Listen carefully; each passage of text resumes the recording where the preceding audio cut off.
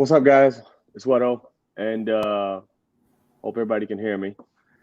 Today we got Mustache locked in. It should be a solid conversation.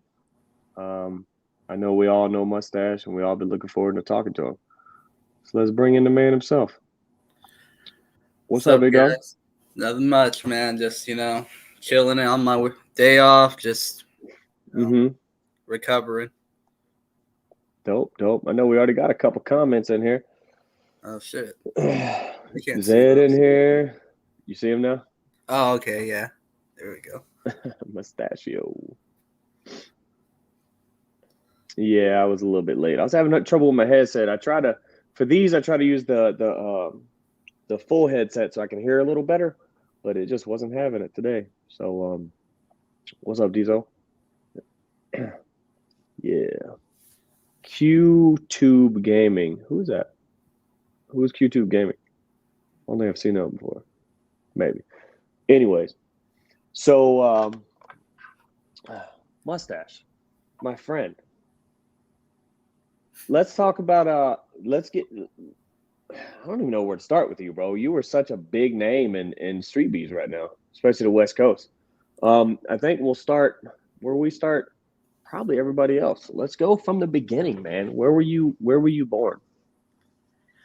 Well, I was born in Las Vegas, Nevada. My whole life Mm-hmm. been raised out here.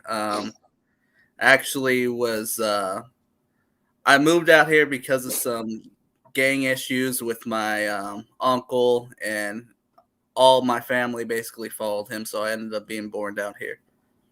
Let's talk about that for a second, bro. Can we talk about that for a second? Can we get Yeah, into gang sure. issues, or we all gonna get killed? No, it should Okay. be all right Should now. should be all right now, huh? Okay. Yeah. So your uncle, I'm assuming he was a member of a gang. He was a member of a gang in Chicago back in the 90s, Mm-hmm. rough times. They all used to wear the Chuck Taylors, and depending on, for you Gen Z people, Chuck Taylors are Converse. They used to wear the Converse, and depending on what color you got with the shoelace, that would be your gang. So my Gotcha. mom always told stories of everybody wearing their different Chuck Taylors and stuff, and yeah, he just got into it with the wrong people, so it wasn't safe for Mm-hmm. him anymore. So the whole family So just kind of followed. how much older is your uncle than you are? Like how much older Oh, my is he? uncle's 20 years older than he's. 20 years. Oh, okay. Because I Yeah. have an uncle that's only maybe 4 or 5 years older than me, and we went to the same school together, so I didn't know how closely that association was. No, yeah, I've heard of that, but no, yeah, my uncle's always been like a older father figure type person. Gotcha. Okay. So he got wrapped up in a little bit of gang life, and you guys had to move from Chicago to here, you said? Yep, Chicago to Vegas, and we've been in Vegas ever since. Okay. How long ago was that? How old were you when you moved here? Well, I was my mom was pregnant with me, Oh, so okay. So you didn't yeah. really know a lot of the Chicago life, but it did affect you. Yeah, it did because of my whole Yeah. family. I've been out there a couple times, and my family's from there. They got that mentality, I guess. I don't know, but I've been Vegas raised, so I guess I act Yeah. like a Vegas boy. Expound on that mentality, because I know what mentality you're talking about, and I can almost assure you that some of the people watching this, if they know people from Chicago or areas like that, then they probably know exactly what mentality you're talking about. Oh, if you ever met Free Smoke, it's kind. No, I'm just kidding. It's like it's kind of a just you constantly have your guard up. You don't trust people too Mm-hmm. much. You don't let anybody fuck with you, even if it's just a little bit. You're kind of more not so humorous, I should say. Yeah. Okay. Don't take life too lightly, huh? Yeah, kind of like that, Yeah. because you never know Okay. who's gonna try to fuck you around or do whatever. Yeah. So raised in Vegas. Uh, from you were born in Vegas, raised in Vegas, and then probably how old were you when you got into wrestling? When I got into wrestling, I was in 8th grade. I started right before high school started. Mm-hmm. How'd you get into it? My dad was actually a really good wrestler in Chicago, and I remember telling him when I was like maybe 6 years old. I remember this conversation that I wanted to do the wrestling like you do, Dad, and he told me, "Well, there's not wrestling for kids your age," which I found out later was bullshit. But you Yeah. know, I've always wanted to do it. I've always liked wrestling, and I've always wanted to be a wrestler. So when I found out that there were some people doing it in the middle school to get into the high school program, I was like, okay, I want to try. I want to see what it's about. Mm-hmm. Okay. Cool. And what happened? How'd your wrestling career go? Started in Well, 8th grade. How long did you wrestle for? I wrestled from 8th grade all the way to my senior year in high school. I started out not very good, terrible. It took me about 6 months, I think, to shoot a double leg properly. And that's like the most basic thing. And from there, I just, I was getting picked on by teammates and shit. And Yeah. it wasn't good, but something just like I didn't want to give up on it for some reason. So my sophomore year, I started to be like really good in JV. And then my junior year, I got to varsity, and it took off. I was pretty good, and then I ended up just missing one match shy of going to the state championship. So it was a nice little thing. Yeah, hell yeah. I mean, one match shy, that's still quite an accomplishment, my man. Absolutely. Yeah. So what got you into mixed martial arts? Was it Sreetbeefs, or were you into it before Sreetbeefs?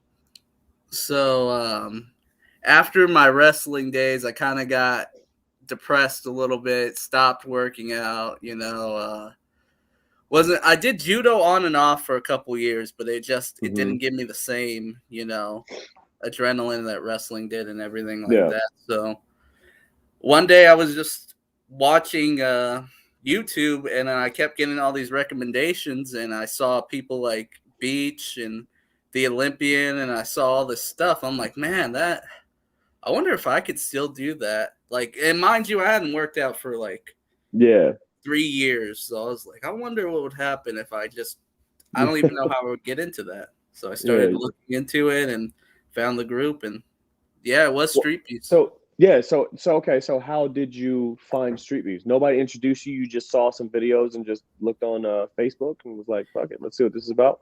Yeah, I was actually, I saw the thing. It was like, if you want to fight for us, look in the description. And I saw the description. They're like, join the Facebook group. It's not, I just went in there. And then at that time, it's funny because I saw that it was in Virginia only. But like a week later, they were saying that they were going to move a branch out on the West Coast and to get in contact with a guy named Martin Rubio. And I started talking to Martin, and I met like all the guys that would be Sin City Strikers now, Wade, Free Smoke, and I was who all is in that? Who all is Sin City Strikers? Because I hear you guys talk about it all the time, but I don't know who's in it. So we got Wade, we got me, Free Smoke, Whamma, our boy Diamante. He fought Bundy once. His name's Dio. Yeah, I know you're talking about with the kickboxing match. Battleborn, Martin. We got a new guy that just came up. His name's Santiago. Really good guy. You'll see him soon. He's going to be another one that people are going to be talking about. Yeah. Yeah, and Dyro. I think we got 9 of us. Okay. That's cool. That's a solid little squad. That's what I was bro. Yeah. Bro, this chat is popping off on me. What's going on? GTP and Terrifier, Bricks, they all just going in right now, bro. Yeah. It's my time, bro. Go. Yeah. That's why each other in the exactly. DMs. Yeah, I'm not gonna lie. That's why you guys ain't. I wanted to make you aware of it, but we ain't gonna. We're gonna put a lot of that on, man. We talking about Mustache today. We're definitely gonna have both of them on Wero and the Mexican though to just get at it. Oh, here we go. Hitman just says Sin City Strikers versus the IE Bomb Squad. That'd be a dope event. Just like I would like to experiment with like a team type versus team event. That's a good idea, yeah. Dude, Yeah, that would that'd be super dope. Yep. Yeah. Okay, so you get introduced to Street Beefs. Who was your first fight? my first fight was Mm. with Rain after 1 or 2 sparring sessions, and that's it. And man, I'm never doing that shit again. Yeah, I can imagine. Rain was no joke, man. Rain was no joke. I remember watching that fight. That was a can't remember which event that was at though, but I do That remember was watching that fight. that was at Sreetbeefs West Coast too, and I didn't even know who I was gonna fight that day, but they were like, Hmm. they were kind of trying not to do it. It was supposed to be me versus some guy named Spider Monkey, but they were like, yeah, there's this guy Ray, he looks a little bigger than you, but I don't care about those things, so I was like, oh, Yeah. we'll just do it. And the whole time we're kind of like this close to each other, watching the matches and stuff, and he's just saying violent stuff the whole time. He's like, man, if I was in there, I'd just elbow the hell out of him right now when he's standing up. So I was like, oh man, this guy's about it. You're just like, yeah, you're just like, fuck. Yeah, I was like, fuck. Okay, how's those nerves running up to your first fight? Like, if you remember right before you fought Rain, a couple days before it, how are the nerves? The nerves was just like, man, I'm actually gonna do this, and I don't want to look like a schlub like I see all some of these guys on Sreetbeefs. I want to like make an accounting of myself. So I was just thinking, I'm like, no matter how hard he hits you, just keep going forward. Don't curl up. Just keep going until he knocks you out, if that's what's gonna happen. That was my mentality. And I'll give it to you. You've maintained that mentality from the gate. Like, I don't think there's anybody who just that I've seen consistently just keep moving forward the way you do. Like, you're like a little what's a Diaz brother, like a little Diaz brother, bro. They don't stop. It doesn't matter how many times you punch them in the face. They don't stop. And they're still dangerous the entire time. Sunshine's right. We do love some Mustache. Yeah, that was my first fight, and I got hit pretty hard. That was the first time I think I legit had been punched in the face, like with someone who knew what they were doing, and I was like, damn. Yeah, that hurt. I remember saying that. Like, that dude was tough. Rain's tough. I don't know where he went. I don't know if he still fights. But yeah, I don't know. Yeah, I talk to him on occasion. I'm gonna hit him up. Okay. So, second fight, you fight Rain. You get a feel for it. You know what it all entails. Second fight, I'm training with Mr. Nice Guy and Wade on like a regular 3 times a week. We're doing more than sparring. We're going over technique. We're doing stuff like that. You were actually at one of our sessions. I was. Yeah. That's around the time when I entered. I think your second fight was on the same card as my first. I believe so. No, remember, it was the Arizona. It was my second fight. You actually had to go and fight in Scrapyard. Oh, yeah. Okay. Yeah. So yeah, that was. So I went to Arizona, and that was a mess of a day itself. I remember like we didn't know. You and Free Smoke's feelings now. Oh God! Yes, I knew this is gonna happen. It was Wade and Mr. Nice Guy at the training session with me and Mustache right here. He said, "Oh God, I knew that was gonna happen." I know. He's probably gonna get offended this whole show if I don't bring him up. Praise Lord Jesus, Free Smoke. I'm sorry, bro. The whole Sreetbeefs West Coast, baby Jesus. That's funny. Yeah. So second fight. Oh, your second fight was in Arizona against Long Cut, right? Yeah, that was my second fight. How did that one come about? Were you guys pre-matched, or did that just happen? So, like, we were scrambling that day to just make an event happen. There was a lot of people who didn't show up. Mm-hmm. There was, the space was not ideal for fighting. If you go back and watch those Arizona videos, it's like a 4-foot fucking. It's so small, that mat. I don't even know how we had that many fights that day. So yeah. They were just matching people up, and then there was a certain point where there was like 4 guys left out who didn't have a fight, and they were like, hey, long cut, this guy's like 20 pounds heavier than you. Do you want to take it? And he was like, yeah, absolutely, let's go. And I tried to talk to him like, are you sure, man? Like, you know, I don't really feel comfortable. He's like, no, I want this, you know, kind of like really pumped up about it. I'm like, okay. I remember Long Cut, man. He was about it. Yeah, he wanted it. Yeah, Definitely. he wanted to smoke, man. He was about it. He wanted to fight everybody, and then he fought Mustache, and I haven't seen him since. Mustache, did you retire somebody? I don't know. My ass got retired, but it happens to all of us eventually. We gonna touch on that here in a little bit, for sure. Yeah. Yep. Free Smoke leaving. Why is he leaving? Because he felt like we were talking shit about him. Oh my god. Yep. He's just proving the point. That's all. It's all good. We love you, Free Smoke. You good? Yeah, we love you, man. Come on now.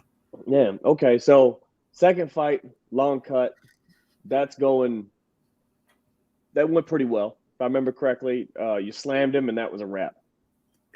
Yeah, that first, there was a couple times I got hit, and there was a point where I was like, I don't know if a lot of fighters talk about this, but there's a split second. If you get tagged hard or like good in any fight, you think for a split second, man, should I just stop? I always think that. Oh, yeah, absolutely. I think that a lot. Yeah, I totally get that. Get that. But it goes away almost instantly. But I got tagged once in that Long Cut fight like that. But I just made it through that first round, and then Mr. Nice Guy was like, just shoot a double on him as soon as the round starts and see what happens. And that's what happened. Okay. And that and what round did you slam, man? I can't remember. I slammed him at the very start of the second round. Like okay. Yeah. I just so one second round. Gotcha. Yeah, no, that's dope. Hold on a minute. Hey, Terrifier GTP, y'all calm down a little bit for me. Like we talking about Mustache. We'll have you guys on the show. You can talk your shit during your show. But right now, let's talk about this right here. Long Cut got bodied. Yeah. You and Terrifier, DTP and Terrifier, y'all have y'all day. So yeah. Now at this point, that's your second fight. A lot of the people Mrs. Mustache, particularly. I've met Miss Mustache, your mom's lovely woman. So some of the people that you know in your family and everything are seeing you fight. They know you're fighting. How do they feel about it? How does everybody around you feel about your fighting? For the most part, most of the people actually support me, the ones that I keep to the best. But then, like, old gym buddies, because I used to train at, like, a real MMA gym back when I did judo. Those guys are just like, what are you doing, man? What is this backyard fighting? Like, what are you, Yeah. You'll get that a lot. Anybody who's trained in the gym, with like any kind of gym, I think there's a lot of stories of that with Sreetbeefs. Very much so. Like gyms tend to not see Sreetbeefs as a valid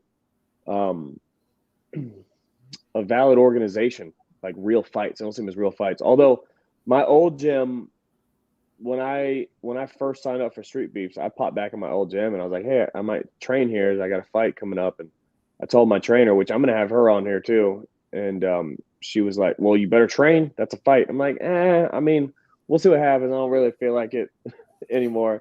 And she was mad. She was like, you need to train. Like, this is a real fight. Like, this is the only gym I've seen. A lot of the other gyms I've talked to do not take it that serious. Like, they're like, it's not really a real fight. But it's a real fight. You get in there with somebody that's trying to hurt you. That is a fight. They ain't no big deal. It ain't no lie. Smoke, can you stop with that shit? That shit is old, bro. Why are you bringing up old wounds, man? You're going to get someone in trouble. You're going to get yourself in trouble. Okay. And how many fights do you have total? 7 now. 7 now. Yeah. Who hit you the hardest? This is a good ass question. Damn. Mhm. I don't. Maybe this last dude I fought because I Mhm. mean, and I'm sure we're gonna touch on that, but like it was like I got hit in the eye, and it's like the screen went black a little bit, and I never felt my legs go in a fight before, but my legs buckled. I don't want to say I was out on my feet because I wasn't, but Yeah. I did get a little bit of a buckle in my legs, and I was like, damn, that was a good hit, and I had to turn away and kind of take it for a second because that's not one you Yeah. can do right back. So that guy, no love. He's got hands, bro. He's gonna be someone that comes up in the future for sure. Okay. What was his name again? I can't remember. No love. He fought me No. and Silas Okay. the same day. Yeah. Yeah. Yeah. I heard he was a pretty solid hitter. So you have 7 fights. What's your record right now? 3-4 now. 3-4. Okay. Yeah. I mean, it is what it is. Yeah. We all lose, man. However, I do want to touch on. I know you have mentioned before that you do struggle with mental health issues at times. Yeah. Especially in the fight game, mental health can be so weird because it's like if you ride high on a win, you just feel great. But if something like whenever you're consistently at something like it's training or working on something, and then the day comes where you put all your tools together and it doesn't go the right way, and it's the worst feeling for people who struggle with mental health. I don't know about others, but I just oh man, need like a day to decompress from that shit. Yeah, it does seem. I'm gonna be honest. It does seem your losses hit you a little harder than some guys. You know what I mean? It's And like no, go ahead. I'm sorry. no, I was just saying. I know you and I have talked in the past about your some of your mental health struggles. Are you interested in sharing some of that insight to everybody else? Where are we sitting at? How you feeling? What's going on? I take it as like just the ladder you have to climb every day. Like there will be some days where I'm sure everybody's heard this, but you know, the days where you don't want to get out of bed and you don't want to, you know, do anything, much less train. But Mm-hmm. then supportive people like you, like Free Smoke, you know, there's a lot of guys, Wade, they just it's why Sreetbeefs is so important. It's because it's a group of people that go through the same thing, and a lot of them are in the same shit you are too, and it's inspiring to see these guys. You know, like someone's friend will pass away. My nephew was in the hospital battling for his life when I fought Olympian, and he died like a week later. So you know, we go through things. What? Excuse me. I said I'm sorry. Sorry to hear that. Yeah, it was bad. Yeah, that's rough.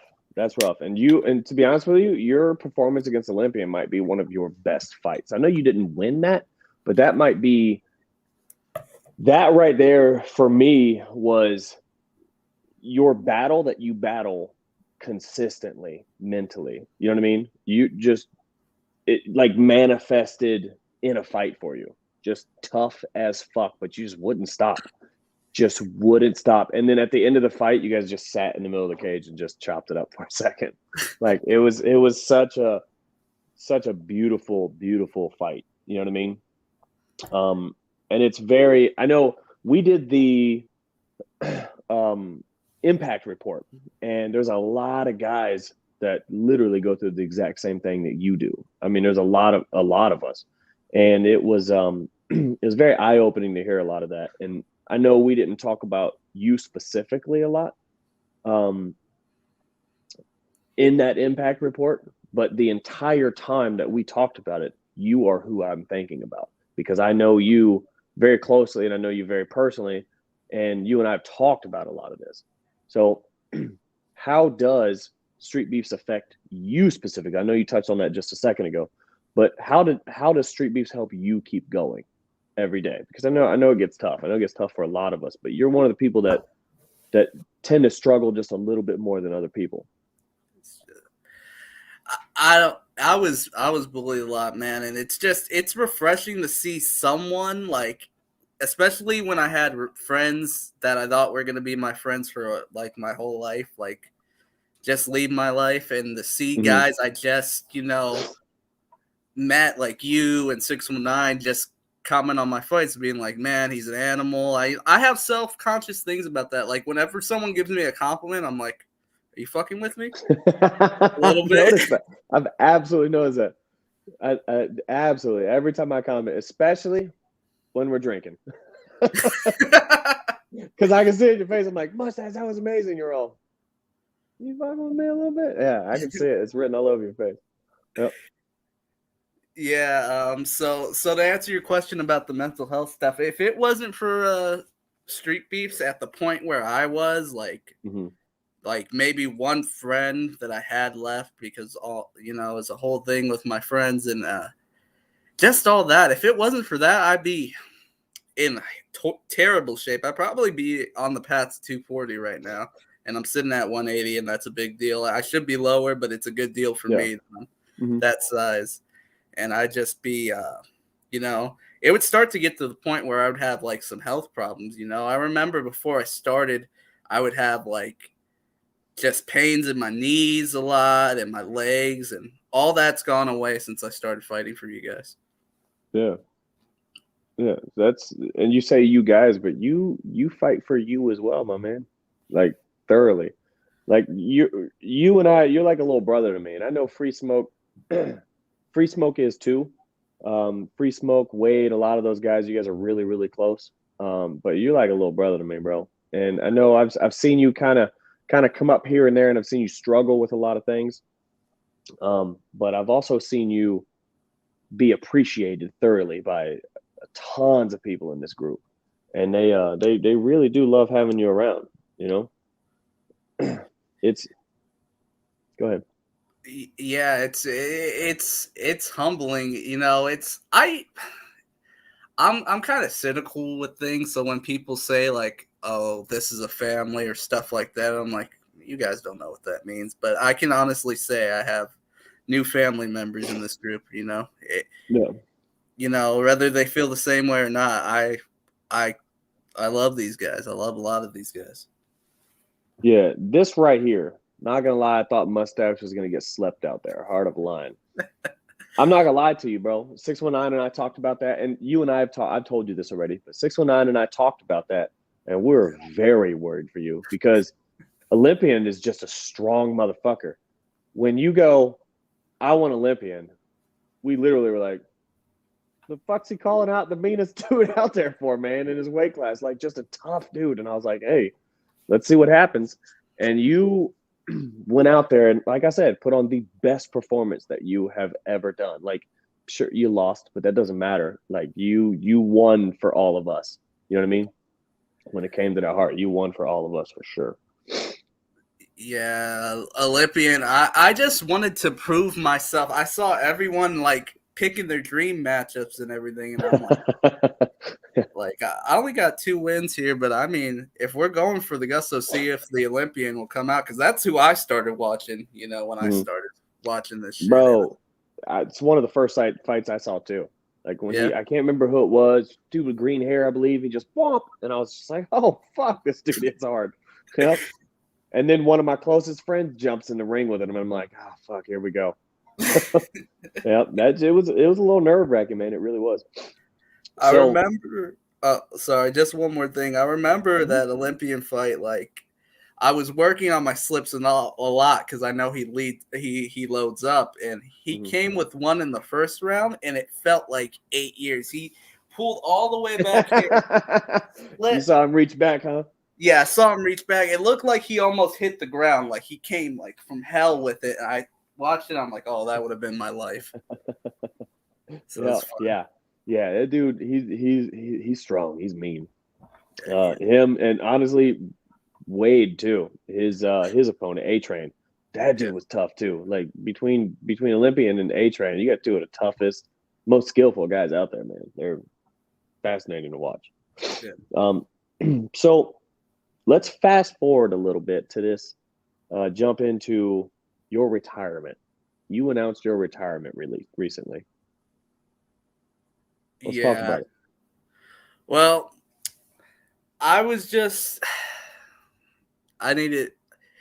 when I was going into this fight, I don't want to say I overlooked the guy because I don't overlook opponents, but I was thinking about like, man, when I win this, what am I gonna do? You know, like I wanna get the belt already. I wanna like this was supposed to be my last hurrah anyway because I wanna like focus on school and not fight as much. If I was gonna fight, I'd fight like once a year or anything like that. But just the way I felt after that,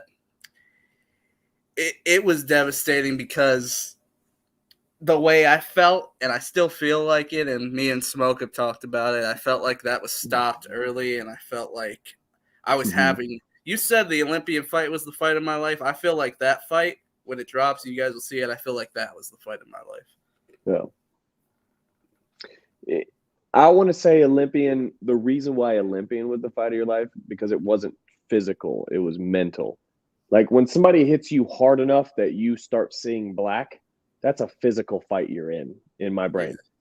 No matter what you do, that's a wrap. You know what I mean? You can try to fight through it, but a lot of times it's just your brain shuts down, you know? Yeah. Your body quits doing what you're telling it to do. But Olympian was hitting you hard enough to get almost to that point, and you're on the cusp and your brain's going, this is it. But your body's not done yet. And your body's saying, I actually can still fight.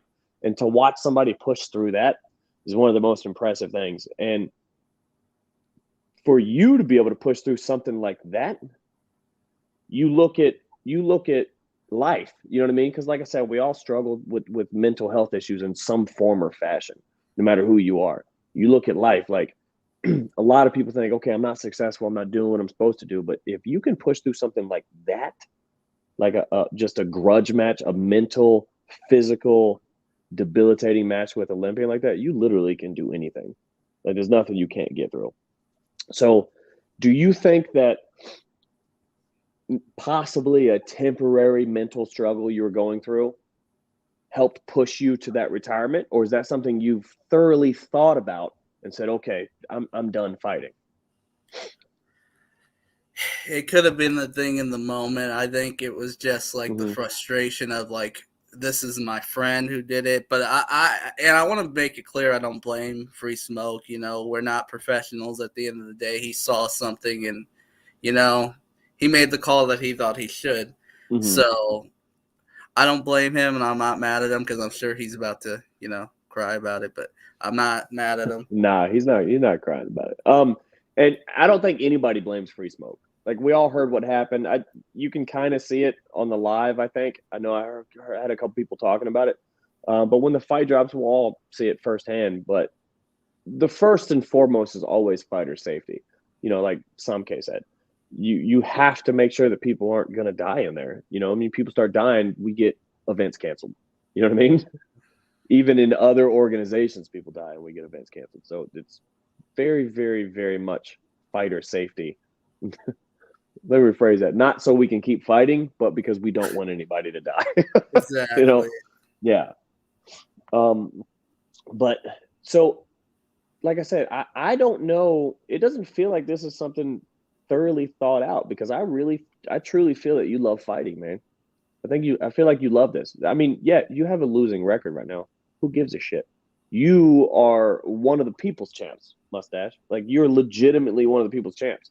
When you go to fight, people love watching that shit. Yeah, I probably. Well, here's the thing. I booked my flight for Texas, so I'm gonna be fighting in Texas, anyways. Because what? I can't back out of that now. No, so. Absolutely. Do you have let's talk about that. Do you have a opponent out there yet? No, I don't. I try to message Native, and Native's just like, we match up the day of, so I respect that. So whoever I go out there, that's legit. Yeah. Texas dudes hit hard, so. They do. They do. Yeah. It's all those bulls they got to herd around and shit or whatever they do. I don't know anything about Texas. What do they do out there? Hay baling? Something. Tank in here right now. Hay baling? What the? I Hay don't think I'm just they making do shit that. up now. Oh, no, I'm just making shit up at this point. I don't know fuck all about Texas. I've driven through it a bunch of times and it's a bunch of sand, but that's about all I know. Okay, so the future of Mustache and Sreetbeefs. Obviously, we're looking at Dirty South. You're gonna go fight out in Dirty South. Yeah. Are you gonna stay training over with the Sin City Strikers? Yeah, 100%. I think I'm not gonna stop training even if it's not fighting so much, but I definitely will train until we stop training. Okay. The chances that we're gonna see you in another fight. Honestly, I feel like if you stay training, there's pretty good chances we're gonna see you in another fight. I just free smoke. Free smoke. Free smoke. About to guilt this man into an invasion again. Yeah. I'm not even mad at it. Get him, Smoke. Get him. I do love fighting. Maybe it was just a moment thing, but it was also like Add a kid. Yeah, I'm gonna fight in the Texas and we'll see what happens over there. But regardless, I don't know. The future's unclear right now. Okay, that's legit. I have found that if you love fighting and you just don't, I know it's hard not to worry about winning and losing because this is a very high stakes game. But if you can get your mentality to where you just love to fucking get in there and not so much worry about the outcome of it, you just like being in there, it makes it a lot easier. It makes it a lot easier to just go in there and just bang out and be done. Like win, lose, doesn't matter. You just have fun, you know? I think the hype of also I get all these things in my head like, man, they're all expecting you to go out there and kill somebody. So if you don't, it makes you look like, a liar. And it's just, it tons of things get inside your head when you lose. Yeah. Man, especially with that fight, because I felt like if I would have just stick to my wrestling, I probably would have grinded out that fight, but I was just feeling my hands so much that things happen. Yeah, we sometimes get a little ahead of ourselves, get to feeling a portion of our fight game that we're just not, probably shouldn't. And you see that in the pros too. You see a lot of pros do that. I mean, Ronda Rousey comes to mind. Perfect example. Like she get to throw hands with some of the best in there and she gets rocked. Like it happens. I think it happens to all of us, Definitely. Yeah, absolutely. So when it comes to I lost my train of thought right there. My bad. Sorry. It's hard. It's really hard to read some of these comments, like as the comments are coming up, and then stay on track sometimes. I know. I don't know. Especially when a brain's like mine. Yeah. Yeah. 619's talking about strip clubs and stuff. I don't know what's going on. Yeah. Here we go. Ever since the invasion, and I hung out with Mustache at the bar.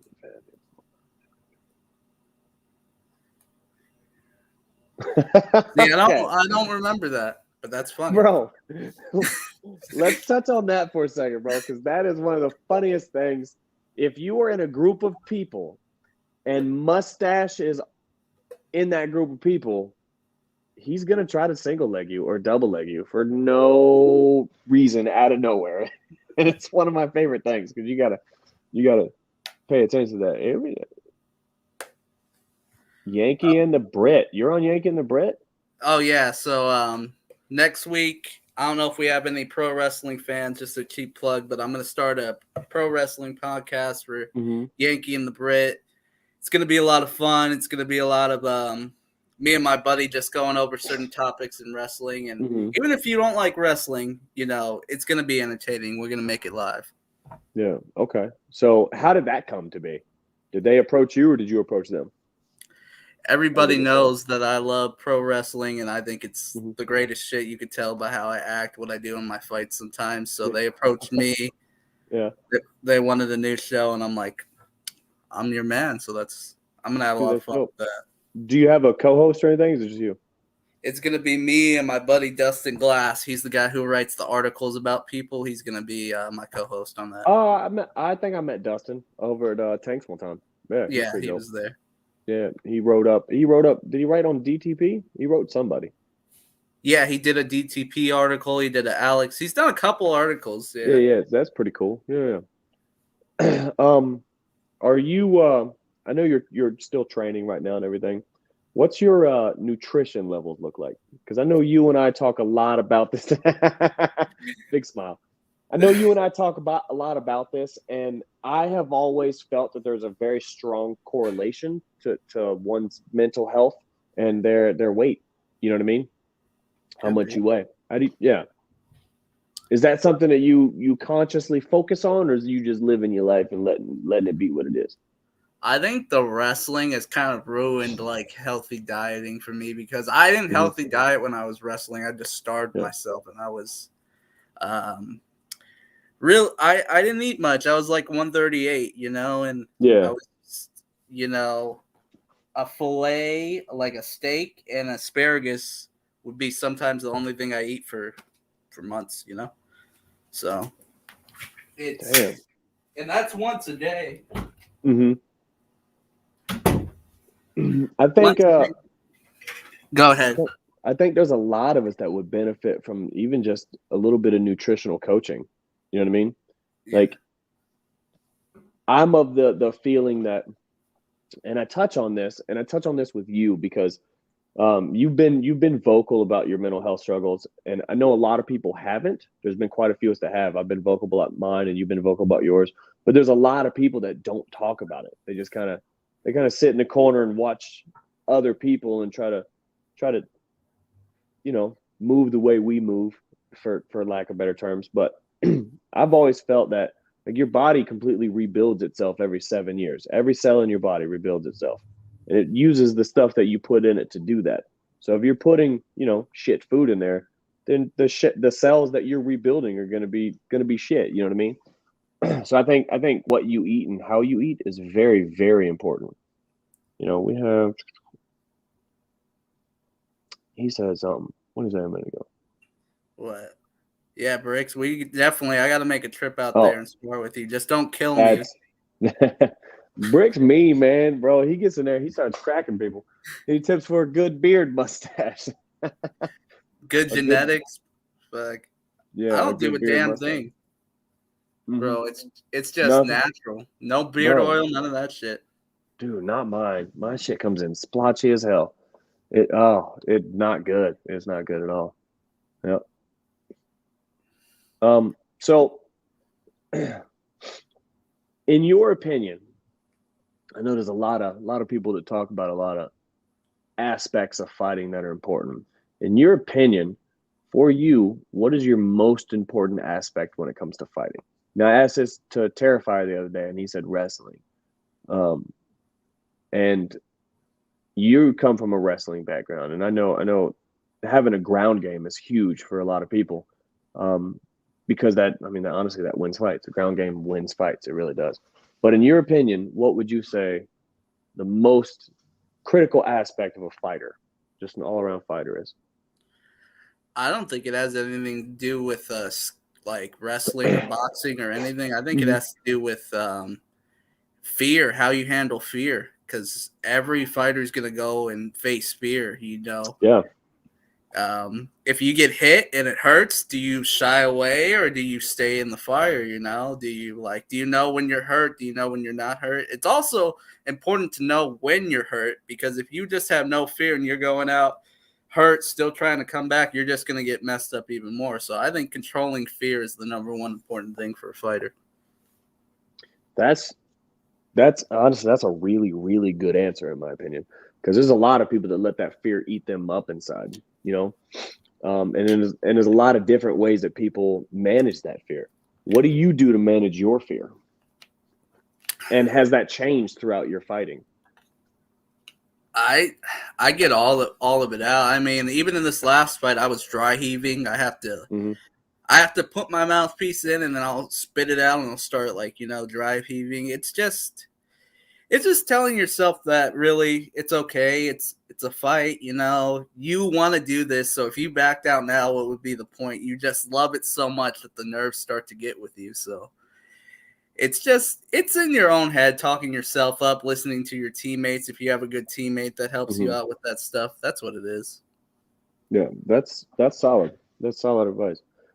You dry heave when you put your mouthpiece in. I haven't heard that one yet because I love to find out what people do, like their little rituals and what happens to them and how, like in my mind, mentally you overcome that. Like because your brain attacks itself. It really does. Like when you're about to fight, for a lot of us, our brains just attack us, try to shut us down. Sometimes, you know what I mean? That fight or flight is real strong. It really is. But you can't run. You're just standing there, just trying to fight those feelings. It's nuts. Like I've said this before.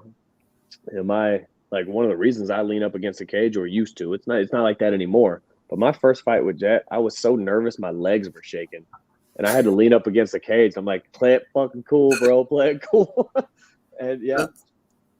That's funny you say that because you look like the most cool, non-bothered guy in the world. So if you can do that, that's insane, bro. Yeah, and once I lean against there, and it takes a couple minutes, I do calm down. But and now, my last few fights, it hadn't been like that. But that first one, man, I was nervous, and so that's why it interests me on how people, jump in there and take that over and fight that feeling of, hey man, what the fuck am I here for? So I know I've had a lot of people tell us, I think you've mentioned it too, like right before you fight, you're like, why did I do this to myself again? Why am I here? Yeah, you just if you don't get nervous before a fight, then I don't know what to tell you. I think everyone here gets a little bit of nerves. Yeah. So right. Unless like if you don't get nervous. Yeah, 619 is the only person that tells me that he doesn't get nervous before fights. And I believe him. Like I've helped him wrap his hands and put his gloves on and shit, several times now for fights. And he's very, very collected. He's the only person I really believe that doesn't, when they say they don't get nervous for their fights. Yeah. Yeah, he's worried about the skunkas. That's why. Yeah, he's already thinking about all the women. Yeah. He does. Okay, so unless you have anything else you want to talk about, I got one last question for you, my man. Two, actually, my bad. It's a two-parter. So, okay. And I know your Sreetbeefs career is kind of up in the air right now, but we're going to pretend it's not. We're going to pretend Mustache is coming back full force, just hard as a rock, okay? So, I know all of us have that one Sreetbeefs nemesis, that one person that we just really, really, really want to fight. Do you have somebody?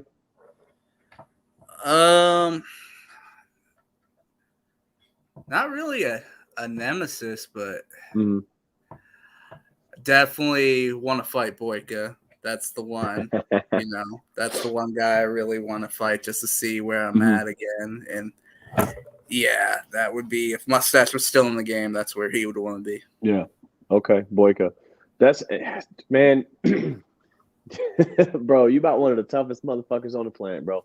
You do not shy away from calling back the baddest dudes that are out there, man. Because Boyka's not an easy task. He's not somebody that anybody would just walk through. You know what I mean? No. Like, he's a beast. That's phenomenal, man. That's such a great call out right there. I mean, if Mustache still fights, right? Yeah. You coming back. You coming back. So, now, let me ask you a question. Who in the world, like, I'm asking this question because I want to know, like, who in the entire face of the earth would you want to fight if you can get in the ring with anybody? Anybody. Who would it be?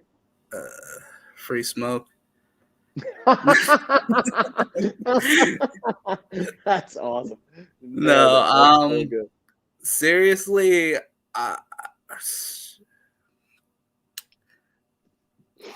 if I had to fight anybody, it would be Chael Sonnen. Chael Sonnen. Yeah, that'd be a dope little match too. I can see. Funny. Yeah, I don't even know what he weighs. He should weighs invite him about to the the same as me, 185. You know. Yeah. Everybody knew Free Smoke. Yeah. Yeah. You guys are, it is such a little family, man. I love the fact that we all have each other. I really do. That's so cool. Like, I mean, like you said before, like I've had people I've known for years and I'm not even as close to them as I am somebody I met 8 months ago. You know what I mean? It's nuts. Yeah. It's pretty crazy how we all Yeah. good. And Free Smoke, I just want to say, bro, it's all good. Don't get mad. Don't call me right now.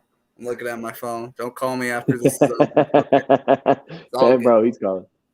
Just FaceTime and Free Smoke. That's not the same, right? Yeah. All right, Mustache. It was awesome having you on, bro. I really, really do hope that we see you again here in the future, man. We need to. We like Sreetbeefs West Coast is not going to be the same without Mustache. It's really not. I appreciate that. Thank you for letting me on, man. I think we had a good conversation today. I think so too. I think it was a really good episode. Yeah, I think for sure we're having you on again. Oh, okay. One Absolutely. time. Yeah. Yeah. I don't think one time's enough. I think we need to talk to Mustache again for sure. All right, bro. Yeah, I'm always down. You know, you're one of my favorite guys here, and Golden Arms. Thanks, bro. Golden Arms, watch your shit, bro. You're gonna get fucked up. I'm telling you. I love it. I love you, but I'm telling you, I like you, Golden Arms, but you're messing with the wrong guy, dude. I'm telling you. Okay. I like that. All right, my man. You have a good night. All right, you too. All right, buddy. Later. Wrong one. Boom. Appreciate everybody tuning in today. I love Mustache, man. It was so dope getting to know him a little bit better. I really want you guys to know him like we know him, like some of us know him. So have a good night. Catch you guys later.